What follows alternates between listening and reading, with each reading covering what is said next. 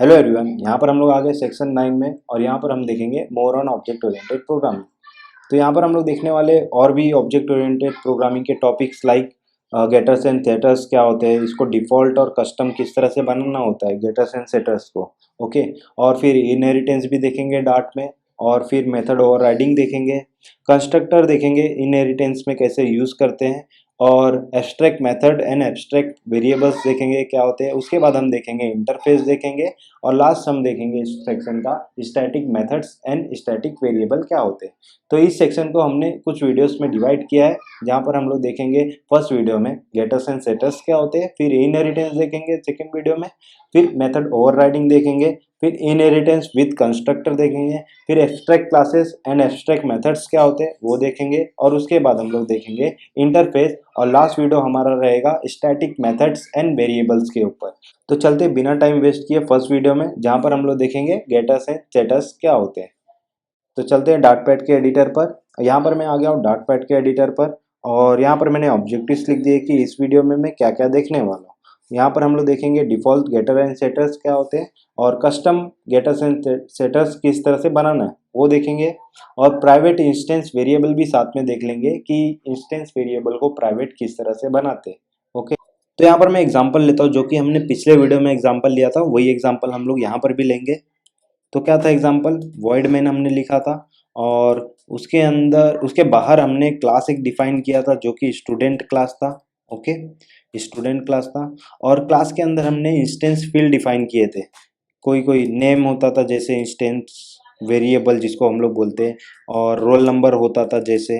Okay, तो यहाँ पर एरर हमें शो कर रहा है, कुछ बोल रहा है कि भाई आप कोई भी इंस्टेंस वेरिएबल जो बनाते हो उसको नल नहीं रख सकते हो। ओके, तो मतलब कुछ ना कुछ वैल्यू डिफ़ॉल्ट देना पड़ेगा आपको। अगर डिफ़ॉल्ट वैल्यू नहीं देना है तो आप आगे क्वेश्चन मार्क लगा दोगे तो एरर गायब हो जाएगा। ओके, क्योंकि ये नल सेफ्टी का कॉन्सेप्ट था। तो कुछ डिफ़ॉल्ट वैल्यू हम दे देते हैं इस बार। ओके, तो डिफ़ॉल्ट वैल्यू हम लोग कुछ दे देते हैं नेम को, लाइक ए भी दे देते हैं स्ट्रिंग, और रोल नंबर को हम लोग दे देते हैं इनिशियल रोल नंबर हम लोग 1 दे देते हैं। कभी भी आपको इंट -1 देना होता है, अगर आपको डिफ़ॉल्ट कुछ वैल्यू देना है तो उसको -1। ओके, तो यहाँ पर जो टाइप है अपना नेम का वो इंट लिखा है यहाँ पर, तो यहाँ पर एरर आना चाहिए था बट नहीं आया।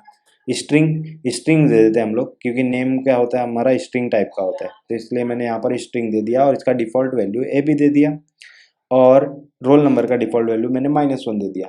और अगर हमें नेम में कुछ वैल्यू इंसर्ट करना है, पुट करना है, या उसमें से वैल्यू को हमें कुछ कॉल करना है, तो उसके लिए हमें क्लास का ऑब्जेक्ट बनाना पड़ता था। तो क्लास का ऑब्जेक्ट आपको आता है बनाने, किस तरह से बनाना है, आपको लिखना है वेर, और ऑब्जेक्ट का नाम मैंने दे दिया स्टूडेंट 1, और ये किस क्लास का ऑब्जेक्ट है, स्टूडेंट क्लास का ऑब्जेक्ट है, तो मुझे इस तरह से डिक्लेयर करना पड़ेगा। ओके, तो इस तरह से आपका ये स्टूडेंट 1 जो है ऑब्जेक्ट बन गया इस क्लास के लिए, और ये स्टूडेंट 1 को हम लोग ऑब्जेक्ट भी बोलेंगे और रेफरेंस वेरिएबल भी बोल सकते हैं इसको। ओके, रेफरेंस वेरिएबल बोलो आप या ऑब्जेक्ट बोलो उसको, तो कुछ फर्क नहीं पड़ता है। ओके, तो ये ऑब्जेक्ट मेरा क्रिएट हो गया, और ऑब्जेक्ट क्रिएट हो गया तो हम लोग इसमें इस नेम में और इस रोल नंबर में कुछ भी वैल्यू हम लोग पुट कर सकते हैं यूजिंग ऑब्जेक्ट। ओके, तो स्टूडेंट 1 डॉट, अगर मैं नेम लिखता हूँ, अगर इसमें कुछ वैल्यू असाइन करता हूँ, नाम मैंने असाइन कर दिया रोहित। ओके, रोहित असाइन कर दिया, और ये इस नेम को मुझे प्रिंट करना है कि इस इंस्टेंस वेरिएबल में वैल्यू क्या है। अभी तो आपको दिख रहा है कि रोहित है, तो इसको प्रिंट करना है, तो आप क्या करोगे, print student 1 object dot roll number, नहीं नेम, सॉरी नेम। तो नेम को आपने प्रिंट किया, तो यहाँ पर क्या प्रिंट होना चाहिए, हमें रोहित आना चाहिए आंसर में। तो रन करके हम लोग देख लेते हैं, तो आंसर आ गया रोहित। ओके, तो इस तरह से आपने एक ऑब्जेक्ट क्रिएट किया, उसमें वैल्यू सेट किया और गेट किया। ओके, तो ये यहाँ पर आपको जो दिख रहा है name and roll number.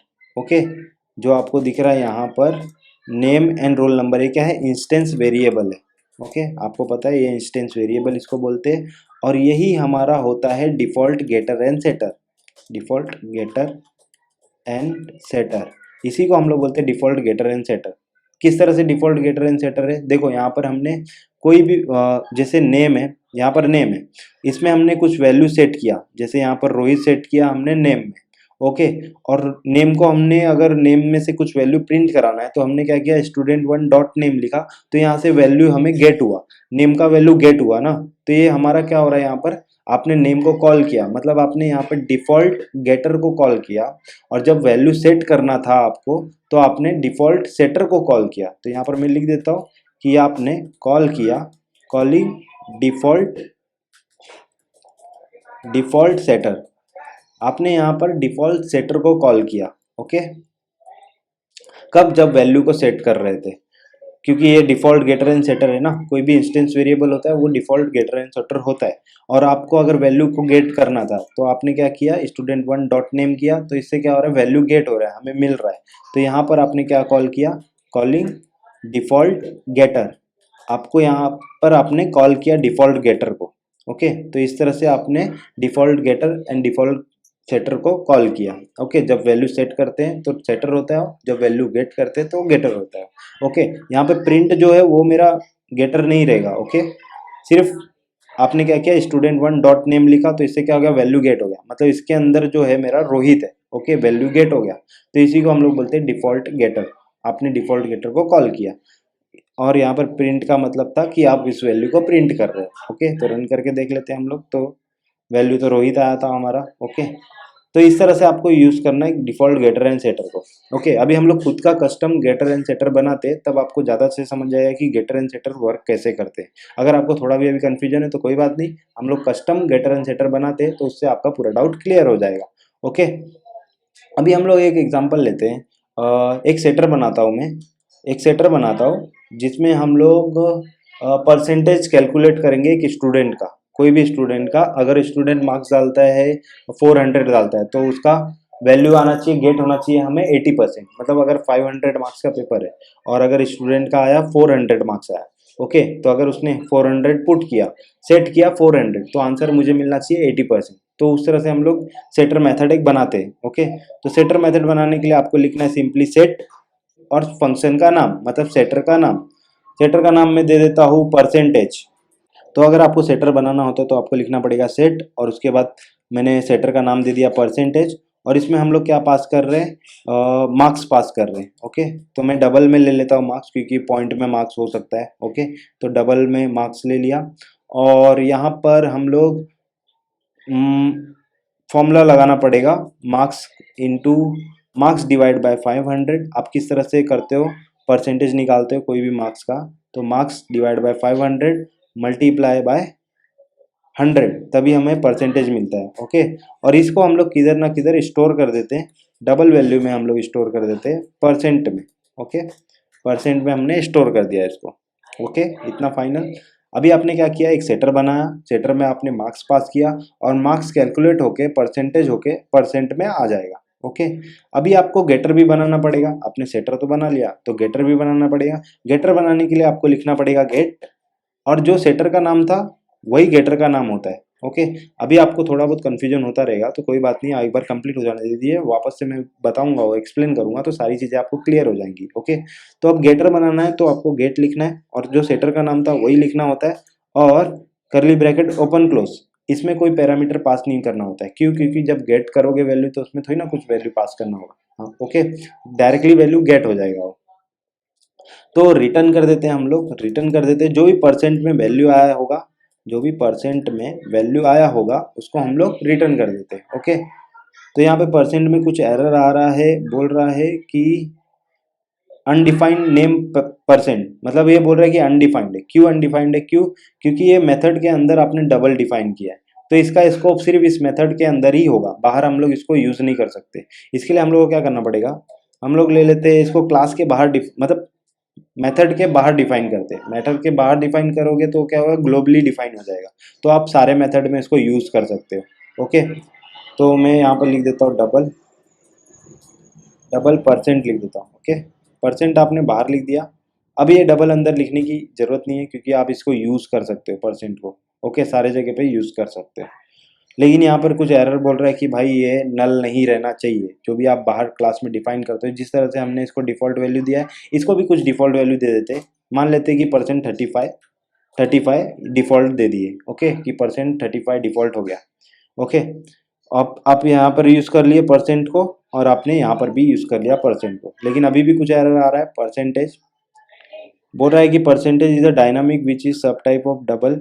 Okay, मतलब वो बोला है कि जो भी वैल्यू मेरा आया है सेटर में डबल आया है। ओके, तो आप इसको डबल टाइप रिटर्न कर रहे हो ना, तो रिटर्न कौन सा टाइप है? डबल टाइप का रिटर्न है। इसके लिए मुझे यहाँ पर बाहर लिखना पड़ेगा कि भाई मैं डबल वैल्यू रिटर्न कर रहा हूँ। ओके, तो अभी इसको समझते, कोशिश करते इसको समझने का। मैं मानता हूँ कि मेन में जाके मैंने स्टूडेंट वन जो मेरा ऑब्जेक्ट था उसमें डॉट किया मैंने, तो देख रहा हूँ तो यहाँ पर सेटर करके मेथड है। परसेंटेज जो मेरा सेटर मेथड था वो यहाँ पर है। तो मैं क्या करता हूँ, इसमें मैं सेटर में जो परसेंटेज सेटर है मेरा, इसमें मैं अगर 400 पास करता हूँ, 400.0, ओके, क्योंकि डबल वैल्यू इसमें पास करना है ना, परसेंटेज डबल, तो जो भी 400 होगा वो यहाँ पर मार्क्स में आ जाएगा। और मार्क्स यहाँ पर डिवाइड होगा, 400 डिवाइड बाय 5 मल्टीप्लाई 100 कितना होता है 80, तो परसेंट में कितना आ जाएगा 80। ओके, और 80 आ गया परसेंट में, तो हमें गेट कितना होगा, यहाँ पर परसेंटेज को गेट करना है। ओके, तो 80% हमारा रिटर्न हो जाएगा। तो इस तरह से वर्क करेगा। एक काम करते हैं, इसको प्रिंट करके देख लेते हैं, तब आपको ज़्यादा अच्छे से क्लियर हो जाएगा। स्टूडेंट वन डॉट परसेंटेज अगर मैं करूँ, परसेंट नहीं परसेंटेज, ओके, परसेंटेज को गेटर गेटर को कॉल किया मैंने। एक बार सेटर में क्या किया मैंने, 400 पुट किया। अभी गेटर में क्या आएगा, मुझे 80 मिलना चाहिए। ओके, क्यों 80 मिलना चाहिए? क्योंकि गेटर में क्या रिटर्न हो रहा है, परसेंट, और परसेंट में कितना है 80 है। ओके, तो ये मुझे रिटर्न होगा। तो रन करके देखते हैं हम लोग। अगर स्टूडेंट का मार्क्स 400 था तो उसको परसेंट कितना मिला, 80 मिला। ओके, तो इस तरह से आपको यूज करना है गेटर एंड सेटर का। ओके, आप पहले वैल्यू कुछ उसमें सेट कर सकते हो, कुछ भी चीज आप यहाँ पे फंक्शन बना सकते हो, और अपने आप जब वो गेट होगा तो वैल्यू कैलकुलेट होकर डायरेक्टली आपको गेट हो जाएगा। ओके, तो फॉर एग्जांपल अगर स्टूडेंट को 300 मार्क्स मिला है तो उसका परसेंटेज कितना होगा, तो उसका परसेंटेज 60 होगा। ओके, कैलकुलेट होगा, परसेंट रिटर्न हो गया। ओके, डबल टाइप में रिटर्न हो गया। तो यहाँ पर जब मैंने कॉल किया ये गेटर मेथड को, ये गेटर मेथड है और ये सेटर मेथड है। ओके, दोनों का नाम सेम ही होता है। ओके, जो परसेंटेज है परसेंटेज है, तो आपको दोनों का नाम सेम ही रखना है। जैसे यहाँ पर ये मेरा जो नेम है, जब मैं इसको सेट कर रहा था वैल्यू, तो यहाँ पर नेम था, सेट किया तो डिफॉल्ट सेटर था ये, और जब ये नेम को मैंने गेट किया तो ये डिफॉल्ट गेटर हो गया मेरा। ओके, क्योंकि ये डिफॉल्ट था। तो मुझे जब बनाना पड़ेगा खुद का सेटर एंड गेटर बनाना पड़ेगा कस्टम, तो मुझे नाम भी उसका सेम ही रखना पड़ेगा। एक जगह मैंने सेटर सेट किया, एक जगह मैंने गेट किया उसका वैल्यू। ओके, तो सेट करते टाइम आपको याद रखना है उसके अंदर कोई भी आप फॉर्मूला लिख सकते हो, मतलब खुद का कस्टम बना सकते हो, कोई भी लॉजिक लिख सकते हो, और उसमें से आप कोई भी वैल्यू को गेट कर सकते हो। ओके, तो इस तरह से आपको यूज करना है गेटर एंड सेटर का। तो आपको अगर नहीं समझा रहेगा तो आप वापस से एक बार वीडियो देखना ध्यान से, और अगर तो भी नहीं समझेगा तो आप कमेंट बॉक्स में मुझसे पूछ सकते हैं, मैं आपको वहां पर बता दूंगा। तो अभी यहाँ पर हमारा कवर हो गया कितना, कस्टम गेटर एंड सेटर भी हम लोग ने बनाना सीख लिया। ओके, तो यहाँ पर हम लोग ने कस्टम गेटर एंड सेटर बनाना भी सीख लिया। अभी हम लोग देखते हैं थर्ड टॉपिक जो कि हमारा इस वीडियो का है, प्राइवेट इंस्टेंस वेरिएबल। अभी इंस्टेंस वेरिएबल को प्राइवेट किस तरह से डिक्लेयर करना है, मतलब कि अगर कोई भी क्लास है उसके अंदर मुझे प्राइवेट अगर लिखना है, आगे मैं प्राइवेट प्रोटेक्टेड और पब्लिक जो होता है वो मैं लिख लिख सकता हूँ क्या? तो क्लास के अंदर आप यहाँ पर जावा नहीं है, प्राइवेट नहीं लिख सकते। ओके, मतलब कि इसका स्कोप सिर्फ यहीं पे इसी क्लास में हो, बाहर आप कहीं पे यूज ना कर सको। ओके, तो उसके लिए प्राइवेट यहाँ पर कोई कीवर्ड नहीं है हमारे पास। ओके, तो यहाँ पर प्राइवेट अगर आपको वेरिएबल बनाना है तो सिर्फ आप अंडर स्कोर कर दो उसको, तो वो प्राइवेट हो जाता है। ओके, तो प्राइवेट हो जाता है। तो जहाँ जहाँ पर आप इसको यूज करोगे तो उसके नीचे आपको ये प्राइवेट लिखना पड़ेगा, मतलब अंडर स्कोर लिखना पड़ेगा। अंडर स्कोर का मतलब होता है डार्ट में प्राइवेट। ओके, तो जहाँ जहाँ पर यूज किया आपने अंडर स्कोर लिख दो उसको। इस तरह से आपको प्राइवेट वेरिएबल बनाना होता है। कोई भी क्लास में अगर आपको प्राइवेट वेरिएबल बनाना है, प्राइवेट मेथड बनाना है, आपको अगर कोई बोला कभी कहीं पे कि प्राइवेट मेथड बनाओ, प्राइवेट वेरिएबल बनाओ, तो आपको सिंपली क्या करना है, उसके आगे अंडर स्कोर लिख देना है। अंडर स्कोर लिख दोगे तो वो प्राइवेट वेरिएबल हो जाता है, उसका स्कोप वहीं तक होता है, आप सब जगह उसका यूज नहीं कर सकते। ओके, हाँ, क्लास के बाहर उसका यूज नहीं कर सकते। आपका जितना प्रोग्राम है उसी में आप यूज कर सकते हो क्लास के अंदर, आप क्लास के बाहर उसको यूज नहीं कर सकते। ओके, प्राइवेट का मतलब ये होता है। और प्राइवेट कीवर्ड है नहीं यहाँ पर। ओके, प्राइवेट कीवर्ड के बदले आप क्या यूज कर सकते हो, यहाँ पर अंडर स्कोर यूज कर सकते हो। ओके, कोई भी वेरिएबल बनाना है उसके आगे अंडर स्कोर यूज कर दो तो क्या हो जाएगा, प्राइवेट वेरिएबल हो जाएगा। इसी को हम लोग बोलते हैं प्राइवेट इंस्टेंस वेरिएबल। आपने बनाना सीख लिया। ओके, तो इसको भी हम लोग प्राइवेट बना सकते हैं, रोल नंबर को अंडर स्कोर डाल दो प्राइवेट हो जाएगा। ओके, तो इस तरह से आपने प्राइवेट बना लिया। ओके, ये वार्निंग दे रहा है, वार्निंग दे रहा है कि आपने कभी रोल नंबर यूज़ नहीं किया कहीं पर भी प्रोग्राम में, इसलिए वो वार्निंग आ रहा है कि यूज़ करो उसको या तो हटा दो। तो हटा देता हूँ। ओके, तो इस तरह से आपको यूज़ करना है गेटर एंड सेटर डिफ़ॉल्ट, और इस तरह से आपको खुद का कस्टम गेटर एंड सेटर बनाना है, और इस तरह से आपको कोई भी वेरिएबल को प्राइवेट करना है। तो हमने यहाँ पर देखा। ओके, अगर आपको तो भी कहीं पर डाउट है तो आप कमेंट बॉक्स में मुझसे पूछ सकते हैं, और कुछ भी डाउट है तो मुझे बोलिए वहाँ पर, तो मैं आपके लिए वापस से वीडियो और ईज़ीएस्ट वे में बनाने का कोशिश करूँगा। और अगर वीडियो आपको पसंद आया तो लाइक करें, सब्सक्राइब करें, शेयर करें दोस्तों में। Thanks for watching. मिलते हैं नेक्स्ट वीडियो में, जहाँ पर आगे के टॉपिक्स हम देखेंगे, ऊप्स कॉन्सेप्ट इन डार्ट।